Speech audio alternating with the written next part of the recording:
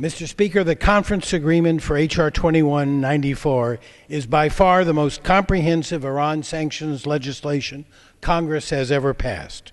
This legislation greatly strengthens our nation's overall sanctions regime regarding Iran, enhances the prospect that we will be able to dissuade Tehran from pursuing its nuclear ambitions in blatant defiance of the international community, as reaffirmed once again this month in UN Security Council Resolution 1929. Like the House bill passed in December, the conference agreement imposes sanctions on foreign entities that sell refined petroleum to Iran, assist Iran with its domestic refining capacity, plugs a critical gap in our sanctions regime by imposing sanctions on foreign entities that sell Iran goods or services that help it develop its energy sector.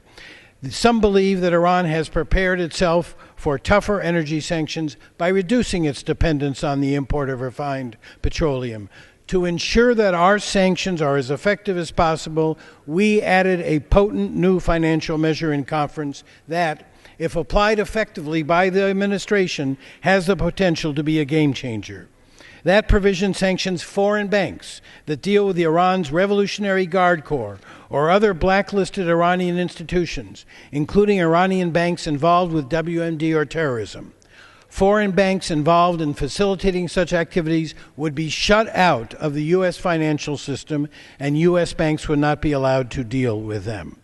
The conference report also requires the executive branch to pursue all credible evidence of sanctionable activity. We have been profoundly unhappy over the years that successive administrations failed to implement the 1996 Iran Sanctions Act. Our bill will also put an end to the absurd practice of the U.S. government awarding contracts to companies engaged in sanctionable activity.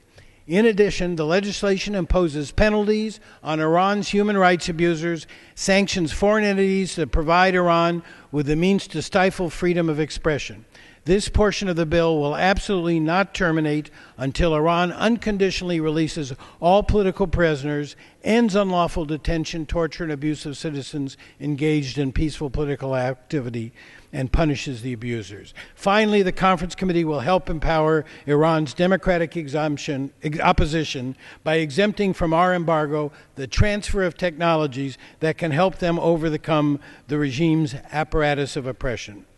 I don't know if sanctions will work in bringing Iran's leadership to its senses, but I do know this: doing nothing certainly won't work. In light of Iran's rapid progress towards achieving a nuclear weapons capability, Tehran's repeated rejection of President Obama's diplomatic overtures, the measures in this conference agreement, if implemented effectively by the administration, are our best and I believe only hope for a positive and peaceful resolution of the nuclear issue.